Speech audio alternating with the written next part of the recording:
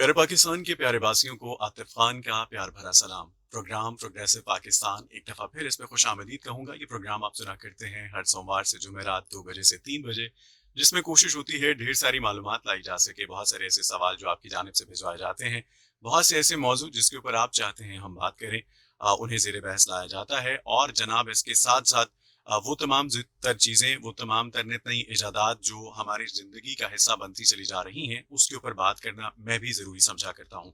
इस प्रोग्राम का ये खासा रहा है कि आप लोगों तक मालूमात पहुँचाई जाती रही है। प्रोग्राम में आप लोग शामिल होंगे, मैसेज करेंगे, कॉल करेंगे। 0334 1966 966 ये नंबर है, यानी 0334 1966 966। इस पे जनाब साथ-साथ आपके मैसेजेस, आपकी कॉल्स भी हम शामिल करते रहेंगे।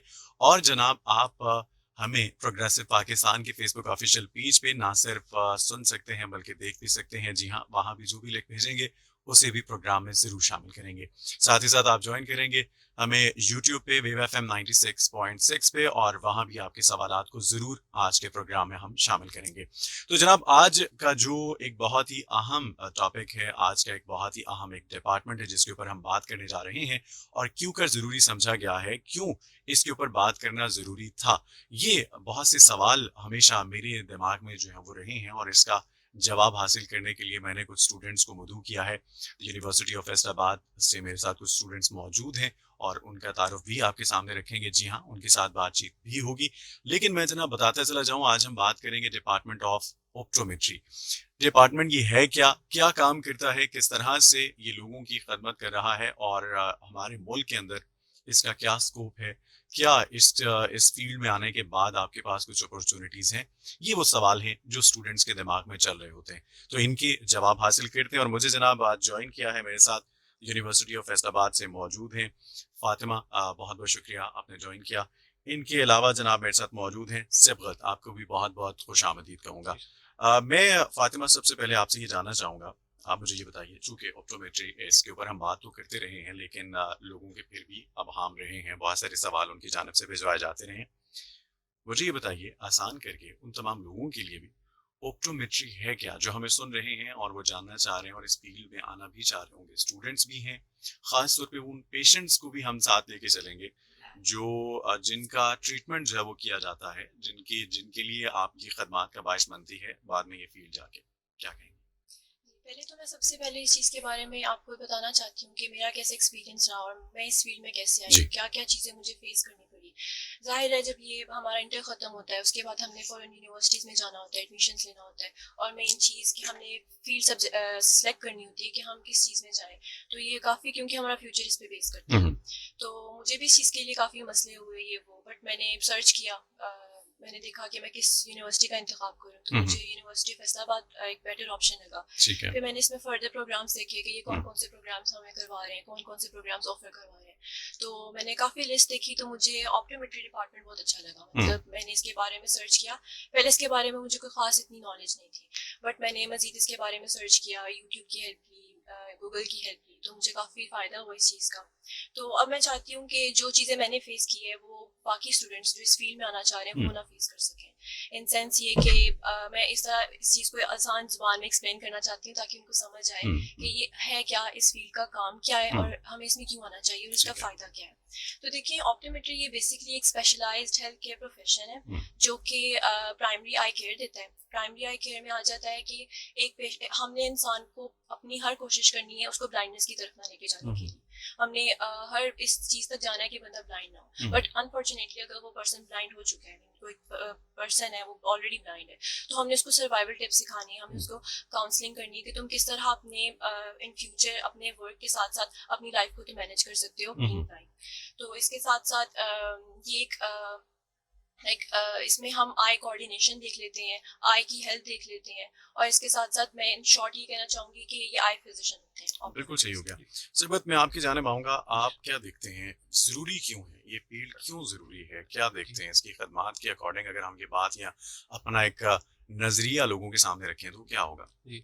सर मैं इसको इस तरह आपको बताना चाहूँगा कि हमारे एक ना लाइन बोली जाती है कि जितने आपके विजुअल फंक्शंस अच्छे होंगे ना, हम्म, उतनी आपकी फंक्शनल विज़न अच्छी होगी। ठीक है। मैं इसको अगर आम ज़ुबान में समझाऊँ तो ऐसे है कि जितनी आपकी आँख बेहतर होगी, जितनी हम्म, आपकी आँख के फंक्शन, आँख के अंदर के और अज़ा वगैरह ठीक होंगे, उतनी हम्म, आपकी रोज़मर्रा की ज़िंदगी जो है, वो बेहतर तरीके से चलेगी। हम्म, तो इसके लिए ज़रूरी है कि हम लोग इस तरह के शोबों को लेके आएँ, क्योंकि ये शोबा इस तरह है कि जो 5 साल के अंदर आपको इतना कुछ दे रहा है। अगर आप देखें मायोपिया और हाइपरोपिया ये 2 टर्म्स हैं कि जो नज़दीकी ऐनक या दूर की ऐनक जिसको हम आम तौर पे कहते हैं। जी। तो पूरी दुनिया का एक सर्वे अगर लें तो उसके मुताबिक 2050 के अंदर हम्म, 50% लोग जो हैं वो मायोपिक होंगे। हम्म, हम्म, तो इन 50% काफ़ी ज़्यादा है हम्म, और इनको क्योर करने के लिए हमें कोई ऐसा शोबा चाहिए जो बहुत कम वक़्त के अंदर हम्म, और एक अच्छी हेल्थ फैसिलिटी प्रोवाइड कर सके। तो इसलिए मैं ये ज़ाती तौर पे मेरा यही ख़्याल है कि ये सबसे बेहतरीन रिफ्रैक्शन के अंदर और सर्वाइवल टिप्स के अंदर जैसे कि फातिमा ने कहा, इन हम्म, सब के अंदर जो है ये 5 साल के अंदर जो सिखा समझ सकते हैं और समझा सकते हैं आगे, हम्म, तो ये ऑप्टोमेट्री है। बिल्कुल सही। ये तो इदारे या इनके इंतखाब के ऊपर ये बात आती है, डिपेंड करता है। बट मैं ये जानना चाहूँगा पाकिस्तान को आप कहाँ देखते हैं? जी कहाँ सर। खड़ा है अगर हम इसी फील्ड की बात कर लें तो? सर ये इस तरह है कि पाकिस्तान में ये फ़ील्ड अगर आप देखें तो ये 2000 के अंदर हुँ, इंट्रोड्यूस हुई हुँ, पाकिस्तान के हुँ, अंदर और बाकी कंट्रीज़ के अंदर जर्मनी और यूके इनमें 1914 और एक में 1940 हुँ, और हुँ, इस हुँ, तरह।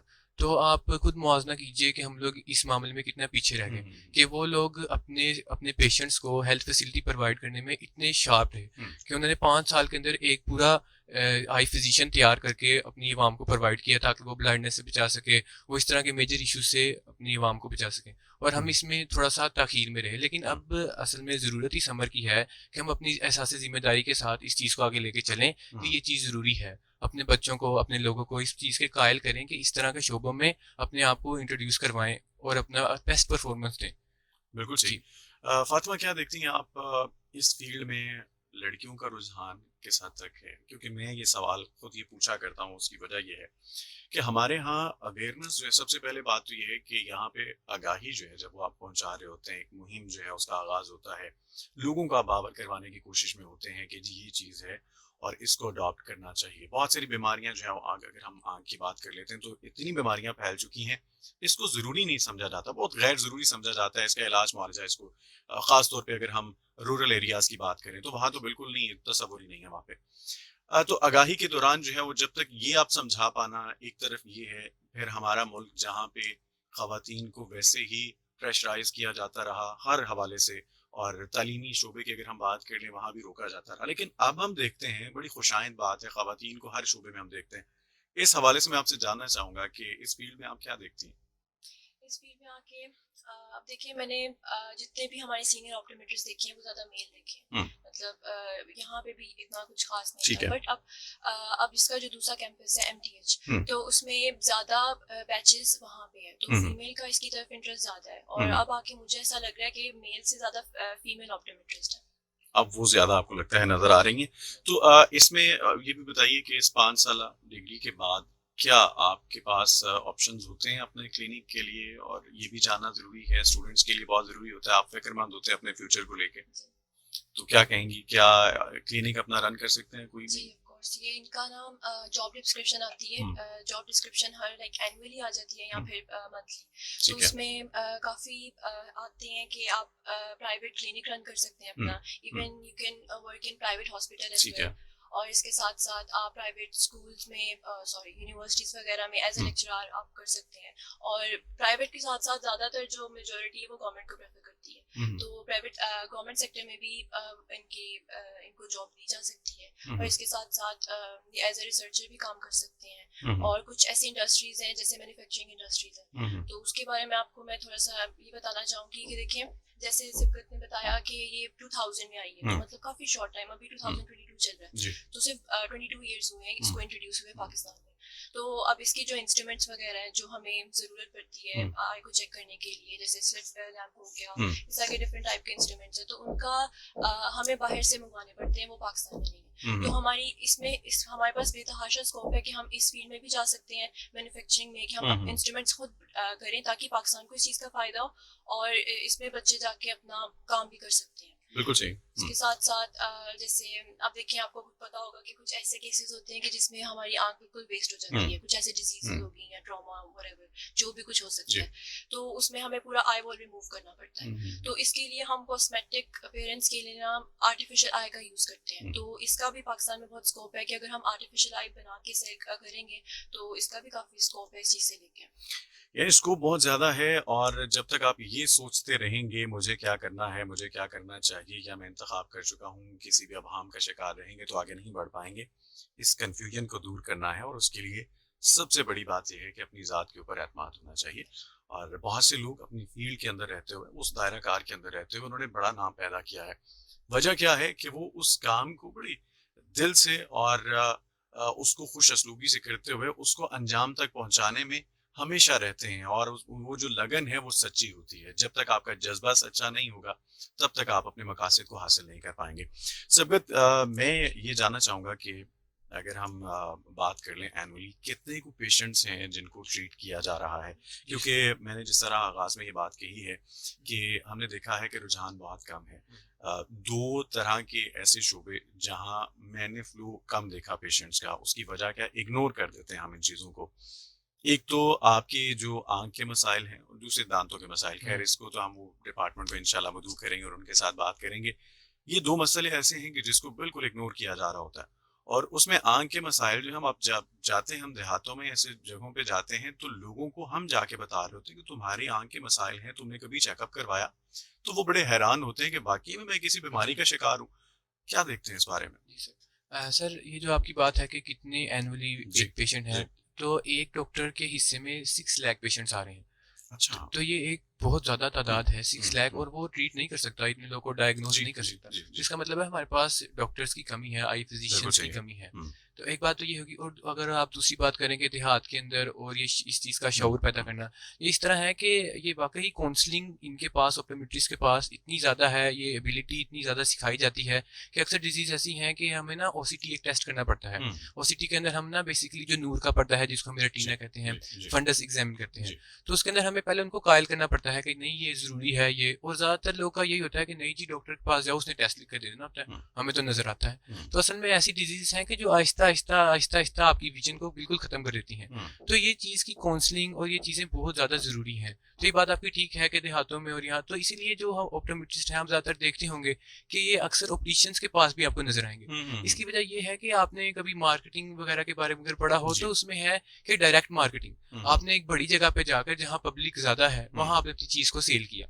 जी। तो ये डायरेक्ट मार्केटिंग इस तरह करें कि जहाँ पेशेंट बहुत ज़्यादा है, पेशेंट गया है ग्लासेस लेने, उसने कहा अभी डॉक्टर साहब बैठे हैं, चलो आए तो हैं, देख लें। तो फिर पता लगता है कई डिजीज़ ऐसी हैं जो वाकई रफ्ता रफ्ता उनकी बीनाई को ख़त्म कर रही होती है। तो इस तरह ये डायरेक्ट मार्केटिंग और अवेलेबिलिटी जो है फिजिशियंस की, ये इस तरह के पेशेंट्स को कवर करेगी।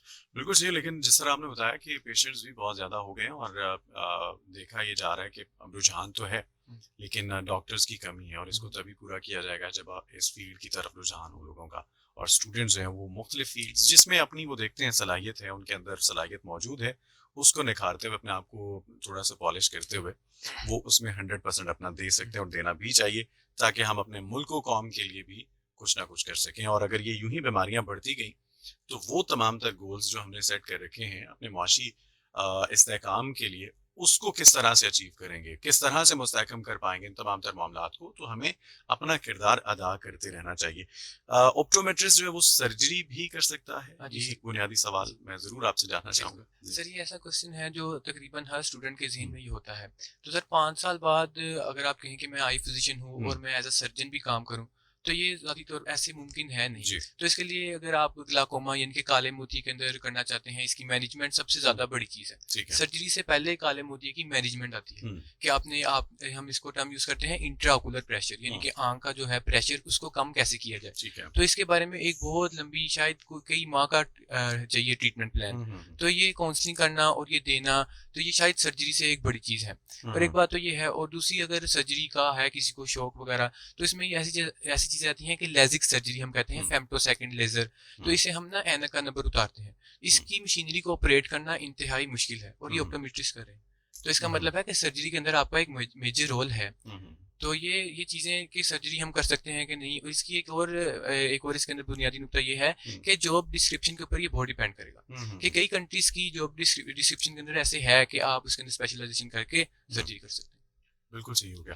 ऑप्टोमेट्रिस्ट जो है वो आप ये बताइए फातिमा कि क्या मेडिकेशन जो है प्रिस्क्राइब कर सकते हैं? हाँ जी बिल्कुल। अब जैसे सिब्कत अभी बता रहे थे, इसके साथ साथ जो कैटरेक्ट होता है, सफ़ेद मोतियाँ, अब उसकी भी ऑपरेशन से पहले काफ़ी इंस्ट्रक्शंस देनी पड़ती हैं, जैसे कि ड्रॉप्स होते हैं कि आपने इतने इतने टाइम बाद ये ड्रॉप्स यूज़ करनी है, जो कि आपका पीपल डायलेट वगैरह ठीक है। करेंगे। इसके बाद ऑपरेशन के बाद भी काफ़ी इंस्ट्रक्शंस होती हैं, जैसे कि आपने इतने इतने टाइम बाद इस तरह ये वाले ड्रॉप यूज़ करने हैं, सारा ये वो। तो ये सारे ऑप्टोमेट्रिस्ट करते हैं। इसके साथ साथ अलावा आप देखिए कोई पेशेंट आ रहा है, मैं यहाँ पे सपोज एक केस आया कि पेशेंट को फंगल केराटाइटिस है, उसके कॉर्निया की इन्फ्लेमेशन होगी, उसको फंगल हो गया, इन्फेक्शन, वायरल, कोई भी किस तरह की भी उसको डिजीज हो गई है। तो ये ऑप्टोमेट्रिस्ट का काम होता है, वो प्रिस्क्राइब कर सकते हैं कि आपको हम कौन से एंटीवायरल दे सकते हैं, एंटीबैक्टीरियल, इस तरह की आपको मेडिसिन वगैरह दे सकते हैं। और उन्होंने ये भी देखना होता है कि वो एपिथेलियल लविंग है कि नहीं, जो हम एंटीवायरल दे रहे हैं, एंटीबैक्टीरियल दे रहे हैं।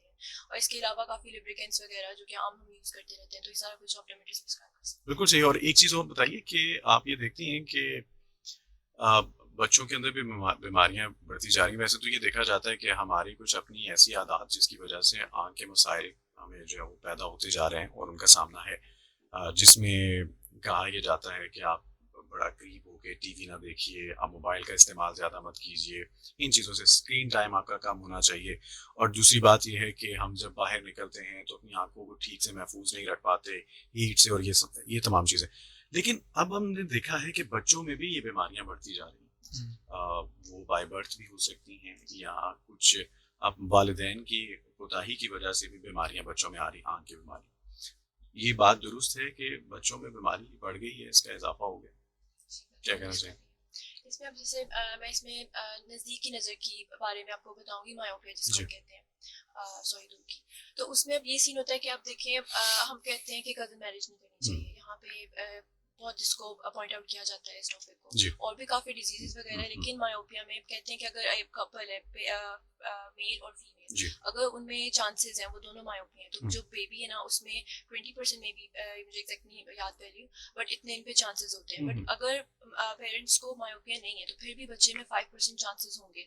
तो अब सपोज एक कंडीशन आती है, उसको हम प्रोग्रेसिव मायोपिया बोलते हैं। वो एक बहुत डिफेक्टिव टाइप होता है, वो आपकी आंख को बिल्कुल एक तरह से खत्म कर देता है, वो आहिस्ता आहिस्ता करके ना ब्लाइंडनेस की तरफ जा रहा होता है। तो हम यही ज्यादा गाइड करते हैं कि अगर एक पर्सन को प्रोग्रेसिव मायोपिया है तो वो फर्स्ट ऑफ ऑल, अगर चलो उसकी सपोज शादी हो भी गई है तो वो फिर आगे बेबी प्लान ना करे, क्योंकि बेबी में बहुत चांसेस होंगे प्रोग्रेसिव मायोपिया के। सही है। ये इस तरह वैसे बहुत सारी बीमारियां हैं जिसकी वजह यही करार पा रही हैं चीज़ें, और इनका ख्याल भी हमें रखना है। हमें हर मसले के ऊपर गौर करना है, और जब तक हम इन चीज़ों के करीब नहीं होंगे, जब तक इन चीज़ों को जानेंगे नहीं, मालूमात नहीं लेंगे, तब तक हम बहुत सारी ऐसी गलतियां जो अपनी ही वजह से बहुत से मसाइल की तरफ हमें लेके जा रही हैं, उनको कैसे कम कर पाएंगे। जब तक हम जानते ही नहीं हैं, हम लाइल्म हैं, तो ये कैसे मुमकिन हो पाएगा कि हम उन चीज़ों के रोकथाम के लिए कुछ कर पाएँ, कुछ सदेबाब कर सकें। सबगत, आप ज़रूर बताइए कि जो स्टूडेंट्स हैं इस फील्ड में आना चाहते हैं, आप भी बताइए क्यों आए, क्यों आना हुआ, और स्टूडेंट्स को मशवरा क्यों देंगे। और दूसरे नंबर पे मेरा साथ ही क्वेश्चन आपसे कि यूनिवर्सिटी ऑफ फैसलाबाद ही क्यों, इस इदारे का इंतखाब क्यों कर किया आपने, और कैसा जा रहा है ये आपका सफ़र? जी ठीक जी, सबसे पहली बात कि मैं इस फील्ड में क्यों आया, इसकी सबसे बड़ी वजह ये थी कि अगर मैंने ये जो अदाद-ओ-शुमार आपको बताई, ये मुझे कई अरसे से इस बारे में पता था। तो लैक ऑफ अवेयरनेस जो है स्टूडेंट्स के अंदर, ये फील्ड सिलेक्शन के अंदर ना इनकी रुकावट है कि अवेयरनेस नहीं है अपने माहौल से, डिजीज से, कि क्या मसले हैं क्या नहीं। कभी कोई क्लिनिक पे नहीं गया, अगर किसी का इंटरेस्ट है मेडिकल के अंदर आने का, तो ये झिझक जो है इसको ख़त्म करना चाहिए। जाइए पूछिए डॉक्टर साहब आजकल मैं क्या करूँ, मैं ऐसा क्या करूँ जिसकी ज़रूरत है। तो मुझे याद है कि पिछले मंथ के अंदर हम क्लिनिक के अंदर थे, वहाँ वर्किंग है हमारी, तो उसके अंदर शायद 80% पेशेंट्स एक माह के अंदर ऐसे थे जो बच्चे थे। और डॉक्टर साहब कह रहे थे कि ये इन 5 सालों के अंदर गुज़श्ता ऐसे हुआ है कि अब बच्चे जो हैं, बच्चे आ रहे हैं क्लिनिक के अंदर एज अ पेशेंट। पहले कहते बुजुर्ग थे। तो इसकी जी, वजह जी। ये है ये गैजेट्स का यूज़ और ये सब। तो हुँ। असल में ये है कि जो फ़ील्ड है और ये कि फ़ील्ड कौन-सी अच्छी है, कौन-सी नहीं, असल में तालीमी शोबा कोई बुरा है नहीं। हुँ, हुँ। तालीमी शोबा तो है, लेकिन किसका स्कोप ज़्यादा है, ये डिपेंड करेगा कि आपने आपने क्या देखा माशरे के अंदर, किस हुँ, चीज़ की ज़रूरत है। तो मैं ये कहूँगा कि ये आई फ़िज़िशियन की बहुत ज़रूरत है, क्योंकि हुँ। गैजेट्स का यूज़ बहुत ज़्यादा है, स्क्रीन टाइम बहुत ज़्यादा है और ज़ाहिर है तरक्की के लिए ज़रूरी भी है। बिल्कुल सही। एक तो ये हो गया, और ऊपर हुँ, से द यूनिवर्सिटी ऑफ फैसलाबाद इसलिए कि ये वो वाहिद अदारा है जो फैसलाबाद में ऑप्टोमेट्री करवा रहा था। हुँ, अब इस रिसेंट ईयर्स में कुछ अदारे और हुए हैं हुँ, जो ऑप्टोमेट्री करवा रहे हैं, हुँ, हुँ, लेकिन ये है कि जो जब भी कोई चीज़ शुरू होती है वो उस लेवल तक नहीं जा सकती जो हुँ। चीज़ पहले चल रही है, बिल्कुल या सही। अगर उस लेवल तक गई भी है तो कुछ चीज़ें फेस करनी पड़ेंगी शुरू वाले बैचेस को। तो ये है कि ये यूनिवर्सिटी उन चीज़ों को कवर करके काफ़ी ऊपर तक चली गई है। बिल्कुल तो सही। मैं इसलिए कहूँगा कि द यूनिवर्सिटी ऑफ फैसलाबाद इसलिए मैंने इसका इंतखाब किया कि ये इस टाइम ऑप्टोमेट्री के लिए बेस्ट है, बिल्कुल बेस्ट। बिल्कुल सही। आखिरी मैसेज फातिमा आपका तमाम स्टूडेंट्स के लिए जो सुन रहे हैं हमें और इस यूनिवर्सिटी में भी आना चाह रहे हैं, इस फील्ड में भी आना चाह रहे हैं, क्या कहना चाहेंगे?